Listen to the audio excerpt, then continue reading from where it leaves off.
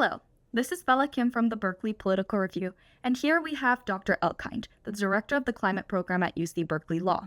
He'll be providing us his expertise on climate change law and policy to give us some insight on monumental decisions like the West Virginia v. EPA case and Trump's actions made in the past regarding climate action, as well as what the future would look like under his administration. So, thank you for being here today. Your expertise sits at the intersection of law, the climate, and energy.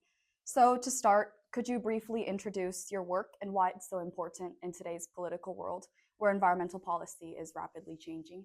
Sure. Well, my work focuses on solutions to climate change. So I direct the climate program at the law school's Center for Law, Energy, and the Environment.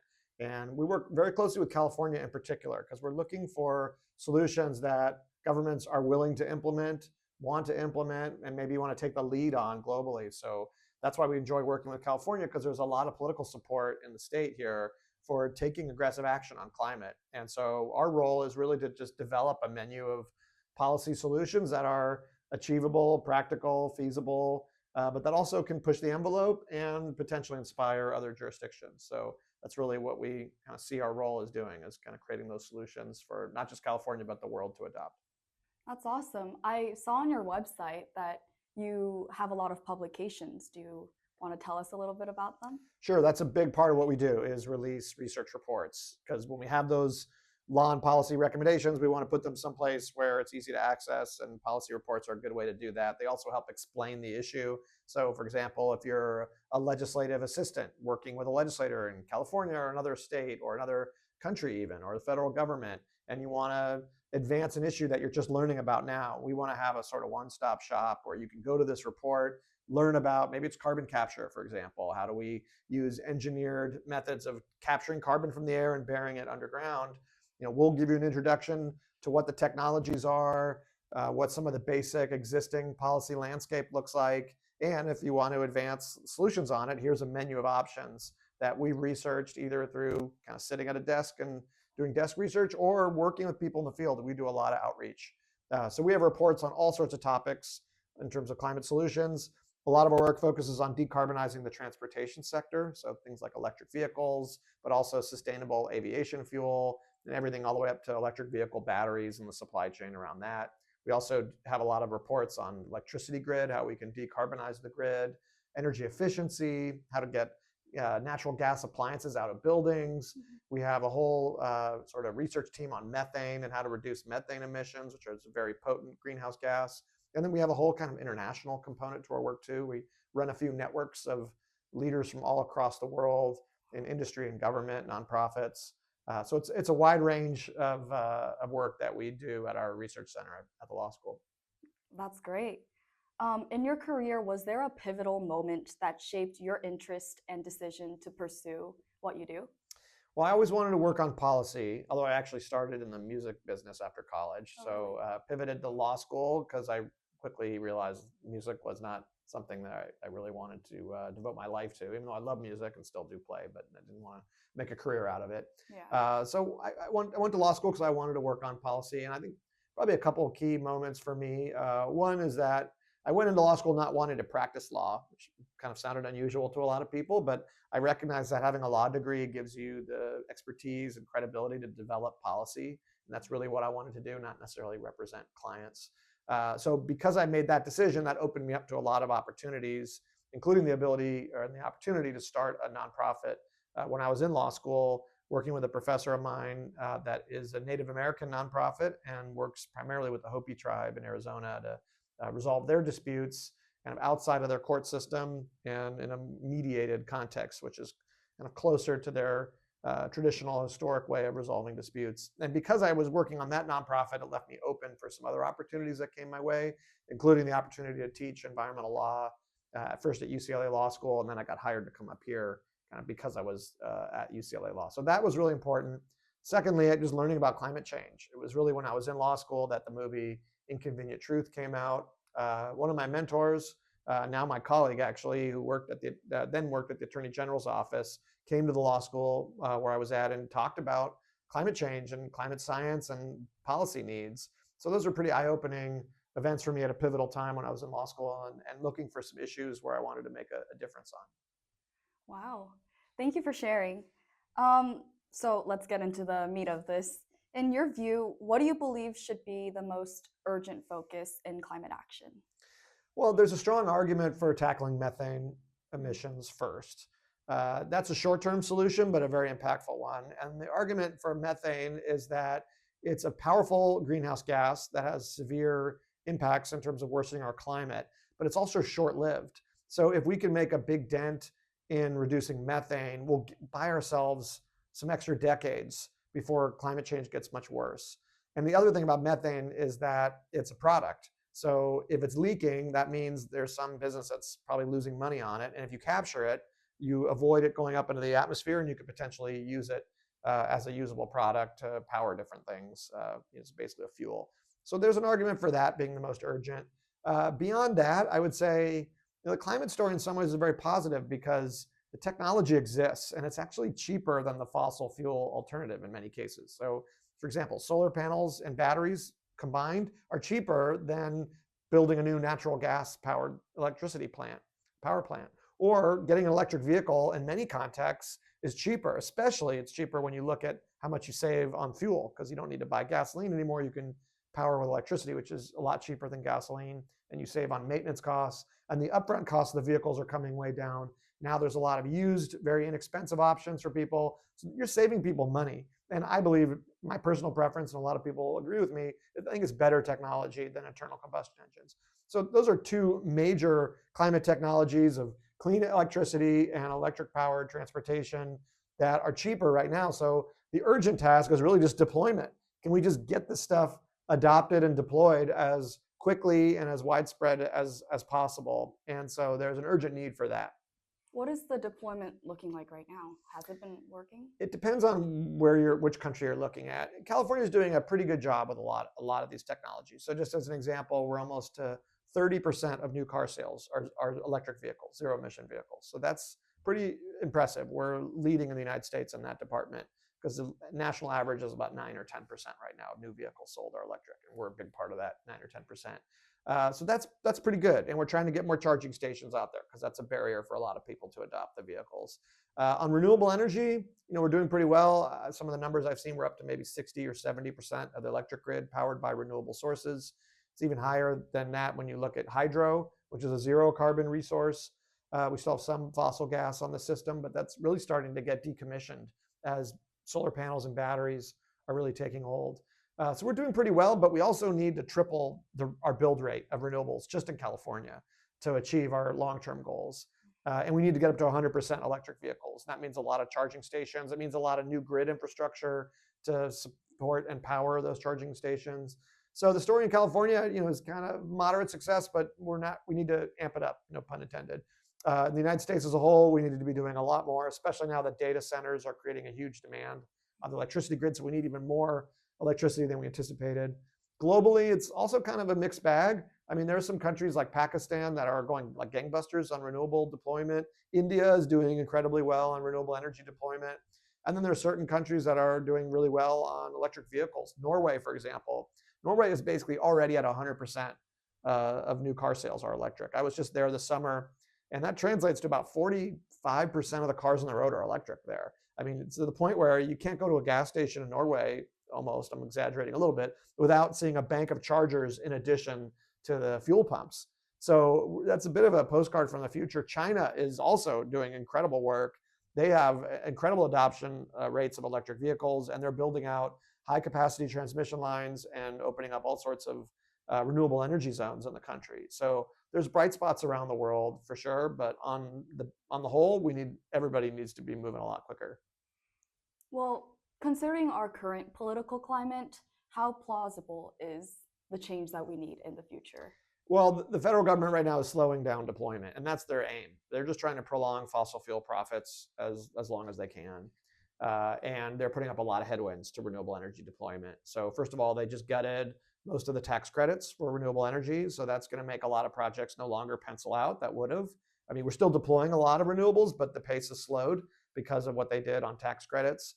They also essentially have, in order for the agency personnel, to not work with renewable energy developers. This is from what I've heard from attorneys who have renewable energy developer clients. they literally can't get meetings now with the federal government to get their permits moving forward. So the federal government right now under the Trump administration is doing everything they can to try to stop renewables because they are a threat. They're decommissioning fossil fuel infrastructure. And so they're trying to stop that from happening. They're also trying to stop electric vehicle adoption. They gutted the tax credit for electric vehicle purchases and leases. So at the federal level, it's going to go a lot slower in the next few years than it really otherwise would have. But there's a lot of things happening at the state level that the federal government has a difficult time touching. So California, for example, has a lot of sovereignty over our electricity grid, over permitting processes. Most states now have renewable energy goals, and they're responsible for siting that infrastructure a lot of times. So the federal government will try to stand in the way, but I think states, in some cases local governments, big cities like LA, for example, and also corporations are moving forward on their own timelines. So that will help mitigate to some extent the slowdown that we're seeing caused by the federal government's current position on climate technology. I see. So then, considering what you just said, would you say that the public's will and the will of the federal government are misaligned? It's hard to say that as sort of that broad sort of brush of what's happening. And I say that because, yes, the public does care about climate action, but it's not their biggest priority. They will list other things as much more urgent in their lives. So things like healthcare and inflation. The basic economic needs are going to take precedence for most people over climate, even when they do support climate action. However, I think the public is not in favor necessarily of what the federal government is doing to disfavor renewables over fossil fuels. I mean, the typical line that you'll hear from conservatives is all of the above. We will let the market decide, but we're not going to put our thumb on the scale. Well, they're putting their thumb on the scale of fossil fuel now at this point. In a way, they're creating a playbook for Democrats, if they get power again, to do the same thing, but this time to the fossil fuel industry. But we'll see. It's a few years away before Democrats would have power again at the soonest. So I think generally speaking, they are out of step, but they're not out of step in the sense that climate by itself is not most Americans' overriding concern. And that's because we live in a country where a lot of people are struggling to get by. Wages have been declining for decades now for workers who don't have a college degree. Prices have just gone up, especially for healthcare, but also for housing, childcare, and energy, basic utilities. So not only are most workers not getting a raise, but costs have gone way up. And so in a way, climate becomes a bit of a luxury to worry about. I don't mean to diminish the importance of it because it threatens everybody and it's already causing a lot of costs on average people. But people are much more concerned in many cases with their day-to-day needs over something like climate, which is important, but it's also kind of nebulous, far off, and in some cases a perception as it requires some sacrifice, which people are generally not interested in doing. But having said all that, I do want to emphasize that a lot of the solutions to climate change do help people meet their everyday needs. Mm-hmm. So if we put more renewables on the grid, if we give people access to electric vehicles, that will save them money. That will save them money on their transportation costs, on their fuel costs. If we build more housing near transit or just more housing in general, but particularly in walkable neighborhoods, so people don't have to drive as much, so they can access more goods and services more conveniently, that's going to save people money. The more housing we build, the more housing costs come down.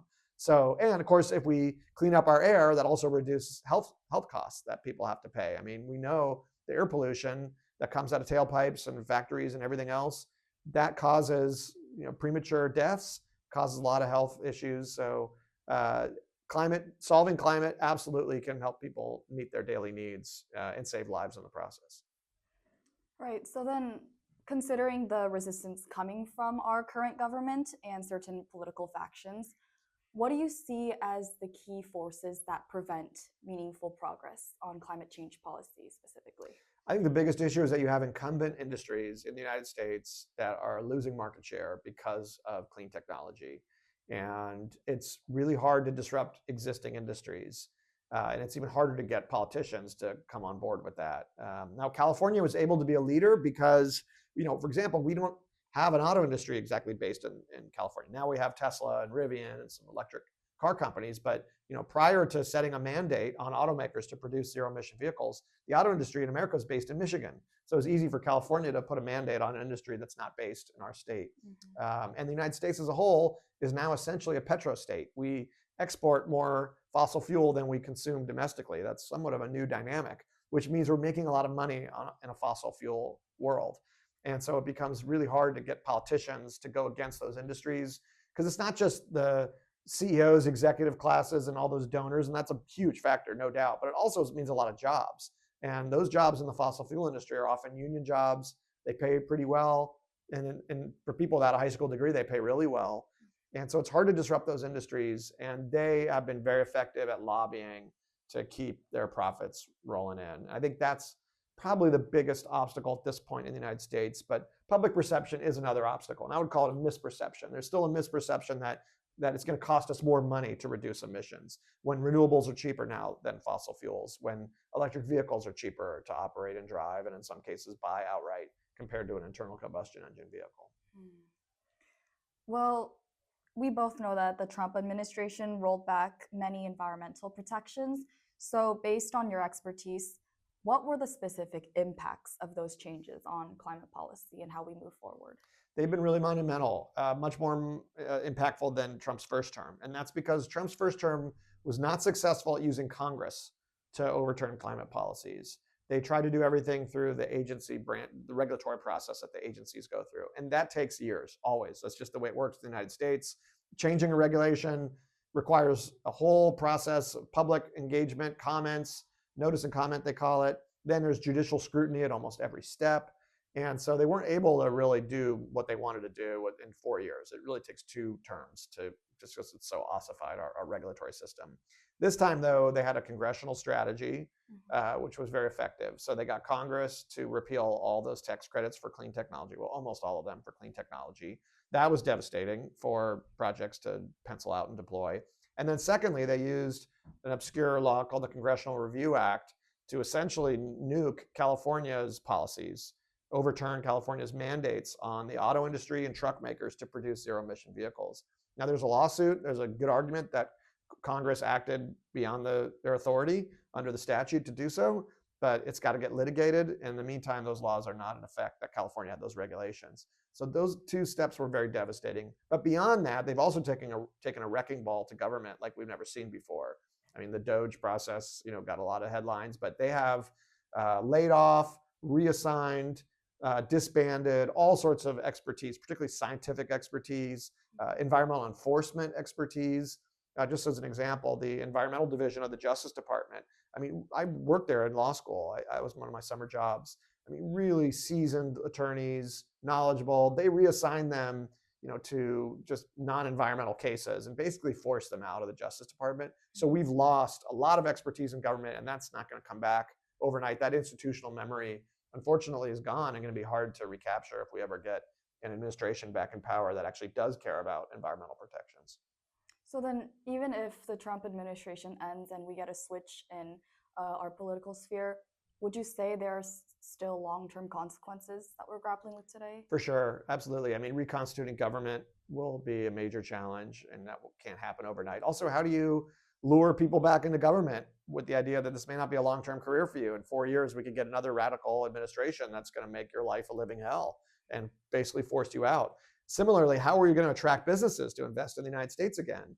A lot of these companies have put billions of dollars into plants that are under construction right now, and all of a sudden the tax credits are yanked out from under their feet. How do you restore that trust with the business community to reinvest in the United States based on favorable tax policies that could, seesaw back and forth if a new administration comes in? So we've done long-term damage to our credibility, to our institutional capacity. It's not fatal. I mean, nothing's ever, forever, and in human life goes on, and life in general.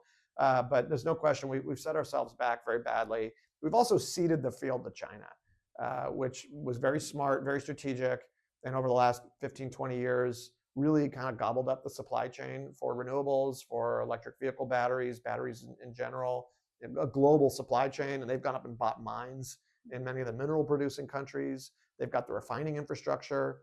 And now they're producing vehicles that are high quality, low price, and that are going to outcompete pretty much every other country's auto industry. And we have now, we're not even trying to compete anymore. We basically just waved the white flag. And that is going to create long-term competitiveness issue. And it's going to hurt our standard of living, our quality of life, and potentially our national security. Well, then, talking globally, What does the Trump administration's withdrawal from the Paris Agreement reveal about the US's approach to international cooperation? I think it's more symbolic than maybe substantive. I mean, it's certainly very good to have the United States involved in negotiating the climate agreements, and they're negotiating right now in Berlin and Brazil. And you want the United States at the table, and they can be a force for good when you have people who care about climate action. But ultimately, these international agreements are not as important as what the individual countries pledge to do, and that they actually follow through with those pledges. Now, I think the international conference and the Paris Agreement was part of that. You know, it's 10 years ago now. This annual cycle of these conference of the parties under the UN. They're important for shining a spotlight on these countries, holding their feet to the fire, encouraging companies and countries, local leaders to announce things, announce goals, announce projects. So it's kind of a good forcing function. It shines a light on the issue. And it's also a good networking opportunity. A lot of deals and collaborations and kind of networks get formed just from everybody showing up at these conferences. But substantively, I don't know if it makes that big of a difference ultimately. It's a much bigger deal that the United States is retreating on its clean technology ambitions than the fact that it's withdrawn from the Paris Agreement, which I think mostly symbolic, but does have some tangible real world impact. So it's not a good thing by any means, but to me, I don't think it makes as big of a difference as what we've seen domestically on their policy front. I see. So then, talking about impacts, in your previous works, you've discussed the heavy influence of the conservative majority on the Supreme Court. So how do you see this new court affecting climate policy? It's really hard to know because they don't really follow precedent anymore. Their reasoning is often very inconsistent. And one thing that seems to be generally true is that they favor business interests and seem to have a real hostility ideologically to government action. So if one of our climate policies comes down to trying to find a majority in the Supreme Court to support it, I would be quite nervous. Are there any specific cases you can think of in which the ruling would affect climate policy? Well, in terms of what's bubbling up, we'll have to see. So California, as I mentioned, is challenging the Congressional Review Act vote to overturn our zero emission vehicle mandate. That may end up at the Supreme Court, and that would be a pretty important decision. I mean, if they found that Congress overstepped, that would be amazing to restore California's authority to be able to require zero emission trucks, zero emission vehicles. So that may be a case that might get to that point. There also have been cases. There's a big case, West Virginia versus EPA, where West Virginia sued EPA over the Clean Power Plan, and the court ruled that that was, quote, a major question that Congress would not have necessarily delegated to EPA to address. Now, the irony is this major question was actually such a weak rule that the market actually exceeded the goals of the regulation without the regulation ever having been into effect. Basically, the clean power goals were already achieved by market action. So it's kind of ironic they call that a major question when it was actually an incredibly weak regulation. That said, that's the kind of decision that I think gives a lot of pause to environmental advocates, climate advocates, because that shows a real hostility that is somewhat untethered from the law, a real hostility to environmental action and to agency action in particular. But we'll have to see. There's a lot of lawsuits flying around right now, a lot of challenges to Trump actions. For example, the Trump EPA has announced they want to repeal potentially the endangerment finding, which basically is a finding that shows that carbon emissions are dangerous to public health. And that is the legal basis for regulating greenhouse gas emissions and tailpipes and in power plants. They want to roll that back. They're probably going to do a bad job at rolling it back, both in terms of the scientific justification and the legal justification. There'll be lawsuits if they move forward, and those may end up at the Supreme Court as well. Also, if they do roll back the endangerment finding, it actually has a perverse effect from the fossil fuel industry's perspective, which is that it cedes the field to the legal system now to regulate greenhouse gas emissions, which means you can sue fossil fuel polluters for damages now. Otherwise, that was precluded because of the endangerment finding. The court ruled that, well, if EPA is going to regulate carbon emissions, then those cases are precluded in our court system. That could potentially open up a flood of lawsuits against fossil fuel polluters. That would be a real silver lining for climate advocates and also for local governments, state governments that are cash strapped because of all these climate disasters. I mean, you think about the wildfires in LA in January this year, what that has done to the utility finances, local governments, individuals, the insurance industry. Everyone's insurance rates are going to go up. And if we could, have fossil fuel companies that created a lot of that damage to begin with pay up, that would really shore up the finances for really the whole economy of California and other states that are facing similar climate disasters. Because the wildfires in California are happening elsewhere, and flooding, sea level rise, hail, events like that are happening now at a much greater rate all across the United States. And if we could get fossil fuel companies to pay up for those damages, that would be really significant. What do you think the general public's response to that was? To the decision to roll back the endangerment finding. I don't know how much the public's following this stuff. It's kind of inside baseball type stuff. I don't think they're following a lot of these court battles. Most people aren't following the news that carefully. I mean, there are obviously wide segments of the population is following everything very closely, very highly partisan kind of environment right now politically. But I think most people aren't following it that carefully. They don't really understand the arguments. I think they know generally that the Trump administration is hostile to climate action, but I think the public is not fully caught up on just some of the basic facts around climate change. And again, that things are cheaper if you go with solar and batteries and go with electric vehicles. If you go with energy efficiency, if you get fossil gas appliances out of your house, and you can save money, you can improve indoor air quality, you can improve safety of your house. I think the public still has a kind of antiquated idea that environmental action means higher costs and fewer jobs, and that's not the case. So as the director of the climate program at UC Berkeley, what specific policy or research area are you most focused on right now? Right now, we're doing a fair amount on electric trucks, zero emission trucks. So that's a big focus, and what can states like California do? We're also focused on aviation. That's a real long-term problem. How do we decarbonize all the air travel we do? And there's no obvious technological solution like there is with battery electric vehicles and battery trucks. Batteries are not going to work for long haul flights, and hydrogen is probably not going to work either. So we need to figure out alternative technological approaches, and we need to get started on it now. It's not the biggest source of emissions, but it's a growing source. And as we solve other sectors, we're going to be left with a major sector of aviation that we're not going to have any solutions for unless we get started now. So that's another focus. And otherwise, just trying to expand our impact at CLE beyond California and to other jurisdictions around the world that are trying to take climate action, and what can they learn from the California story, and what can California learn from these other jurisdictions. So that's kind of a general approach that we're taking in our work right now. Yeah, well, with that, UC Berkeley is at the forefront of climate research and policy. But what role can academic institutions play in advancing climate justice? And what do you believe that UC Berkeley can do to take charge in tackling climate change? First of all, just to sort of brag about UC Berkeley, I mean, we really are the leading public university when it comes to environmental action, and we have a long history of being at the forefront of environmental action. We have, just at the law school, we have the oldest environmental law journal, Environmental Law Quarterly. And a lot of that's because people at Berkeley have been visionary and ahead of the curve on a lot of issues, but also because of our location here in California. California has been a leader on environmental action, and so the university has really kind of moved in tandem with where the policy environment is. But even beyond our kind of early role as a pioneer on environmental action, the breadth of what happens at UC Berkeley is really impressive, because it's not just at the law school. We've got incredible research on carbon capture. We just had a Nobel Prize awarded to one of our researchers here at UC Berkeley who came up with a pretty impressive and highly promising method of capturing carbon from these kind of wafer-like materials that could dramatically reduce the cost of carbon capture. And if it all goes to plan, it might actually solve a lot of our problems here, even without the need for deploying more emission reduction technology, which we still need to do. But if we can capture carbon, we may not have as much extreme weather events. We may not be as at risk to a changing climate.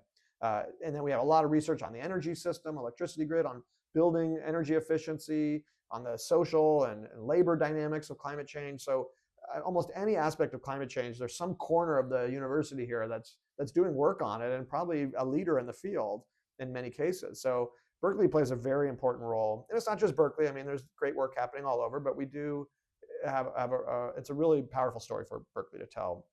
And the role for academic institutions in general is basically just kind of what I just described. I mean, come up with solutions, use the laboratory processes.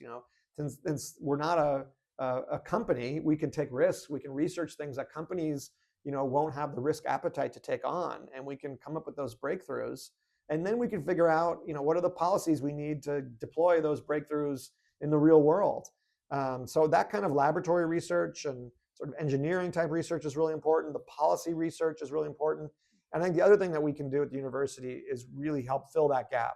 There's certain things that the government's going to do pretty well. There's certain things the private sector is going to do really well. But what is left over? What are those risks that neither side is going to take? What are the policies that the government sector is not going to adopt unless it's really thought through and kind of workshopped at the university level first, or the attention is raised by the university? So I really think the university has an absolutely critical role to play in filling the gaps in society and pushing the envelope for both business and government to move forward, and giving advocates the kinds of ideas and the tools that they need to advocate for those policies. Because we're not an advocacy institution as a university. We don't walk the halls. We don't lobby. We're just coming up with sort of publicly available information and ideas. But we want to arm people who are walking the halls with the best information that we can. Mm-hmm. Well, thank you for that. That was great. Thank you for being here today. And I really appreciate your take on climate change policy. Thank you. Yeah, my pleasure. Thank you for having me on.